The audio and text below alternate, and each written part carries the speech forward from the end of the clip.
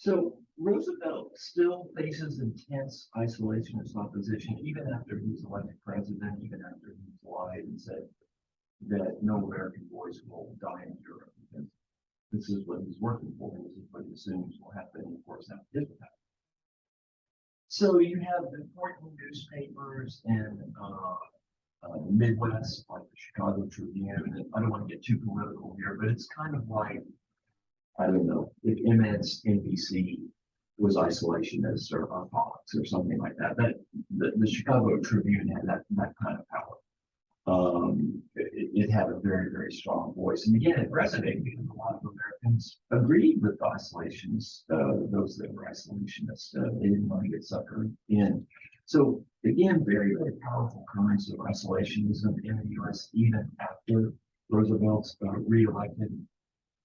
Charles Lindbergh, the famous aviator that crossed the Atlantic in 1929, quite iconic figure.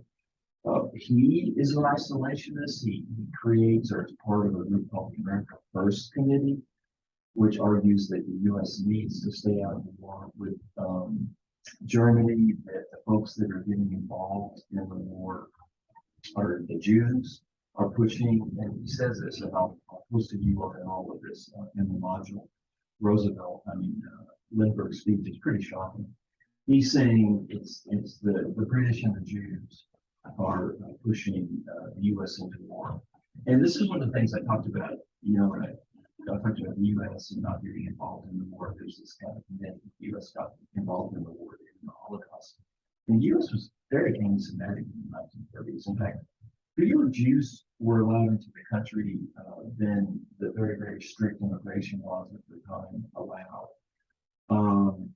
And so I think it'd be shocked to hear, Lindbergh saying it's Jews are part of the group that are pushing the U.S. into the war. So Roosevelt has Senator Nye. He's got some pretty fierce enemies who are very, very significant public figures as well. And so he's trying to decide what to do to help Great Britain, because by this time France has been conquered by the Germans. And Russia is barely hanging on. It's the fall of 1940. The counteroffensive outside Moscow, it happens a few weeks after Roosevelt is elected to his third term. And so he goes into the Caribbean. Roosevelt goes fishing, and he comes up with this brilliant plan. And he calls the U.S. the arsenal of democracy. He's, by the way, Roosevelt and the British Prime Minister Churchill are in very, very close contact. They're talking all the time. The British actually set up a spy network in the Empire State Building to help build support for the war, which Roosevelt kind of winks out, certainly doesn't shut it down. So he's working very closely with Churchill. Roosevelt is, and Churchill saying, when are you guys, when are you going to come? I mean, we're barely hanging on. And Roosevelt saying, look, public opinion, I just can't go against where this is a democracy. And so what he does is he decides that he has to help Britain because Britain has no more money. They've spent all their money on munitions. They're down to almost zero in their bank account.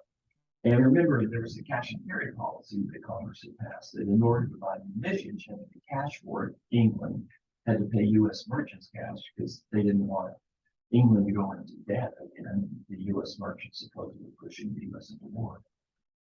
So, but England's out of cash. The situation is really dire. So on December 29, 1940, about 6 weeks after he's reelected, Roosevelt goes on the radio and he announces the Lend-Lease program, which is going to have a huge impact in Europe, and especially in the Soviet Union. And he talks about how the U.S. should become an arsenal of democracy. And, things are so polarized these days, it's hard to think of a president going on the radio, people listening, but apparently about 60% of Americans listen to one of these fireside chats. And this is a key moment in the U.S. involvement in the war. Roosevelt warns that if Great Britain goes down, that the Axis powers in Germany, Japan, and Italy, Italy's the minor partner, would control Europe, Asia, Africa, and that they would be in a position, a military position, and in terms of not only in terms of the army, but in terms of the navy, to move into the Western Hemisphere and ultimately threaten the United States. So what Roosevelt's trying to do is he's saying to Americans, look, you think this is just over in Europe, but if the Germans win in Europe, the Japanese win in China, it's going to come to our neighborhood, right? We can't stay out of this war.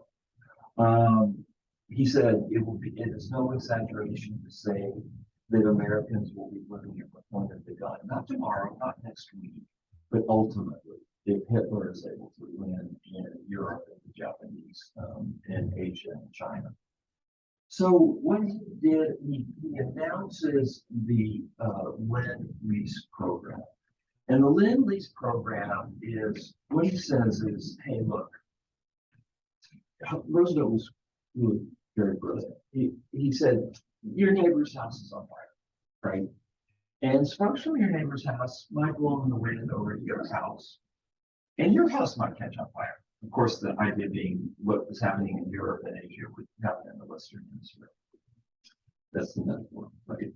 And so he says, what do you do in that case? Well, you lend your neighbor a hose. And you don't say, look, this hose cost me $5. You have to give me $5 to use it. You lend it to them. And then when your neighbor puts out the fire, then your neighbor gives you the hose back. And this is the Lend-Lease program. And basically what Roosevelt's saying is if the United States would lend England, the Soviet Union, and other allied powers, they would lend them all kinds of munitions, things like in the Soviet Union, the Russians didn't use our tanks, they have better tanks, but as I've talked about, trucks, tens of thousands of trucks, locomotives, railroads. Basically, Lend-Lease gave the Russian army Soviet military mobility. The Lend-Lease probably was $1 trillion or more in 2022 money. The U.S. floats Great Britain and to a certain extent the Soviet Union during World War II. So he announces this policy, and see, he's getting out from under the cash and carry thing. He's saying, look, we're not giving anything to England. We're not giving anything to the Soviet Union. We're lending it to them, right? And then after the war's over, they'll give it back, which of course he didn't. But, Roosevelt was really worried about giving stuff back. He just wants to help with his journey. And remember, this is a very dire time. The Germans are outside of Moscow. Western Europe is captured. England's barely hanging on. And it's just a dire state. The British merchant fleet's being sunk by submarines. And so this goes to Congress. And there's a very, very bitter debate. And Roosevelt is accused of wanting to start a war, which is true, actually. But there's really intense opposition in Congress to the Lend-Lease, but ultimately it passes. Ultimately, Roosevelt is able to pass the Lend-Lease. And then now at this point, the U.S. really one of the most significant contributions of the U.S. To the World War II in Europe and Asia is our industrial might. We are able to start, quote unquote, lending all kinds of material, military goods, food, all kinds of things to the Soviet Union, to England, and to other allied powers as well. So that's December, like I say, late December 1940. But we're still a year away from Pearl Harbor, right? So basically Roosevelt's saying is, let me do Lend-Lease, and this will keep us out of the war. If we lend these weapons to England and France, we won't have to get into the war. And it just barely passed, but it marked this down. Lend-Lease, hugely significant. The U.S. industrial might is incredible, fantastic, unbelievable. It can't be overstated. And a lot of factories have been idle. Suddenly now they're going to full production, and U.S. unemployment drops from 15% to 1%. during World War II, the lowest it's ever been in history. So Lend-Lease in December of 1940, the U.S. starts supplying its allies with military and other goods and to get around the isolationist laws that had been passed. Kudos to Roosevelt.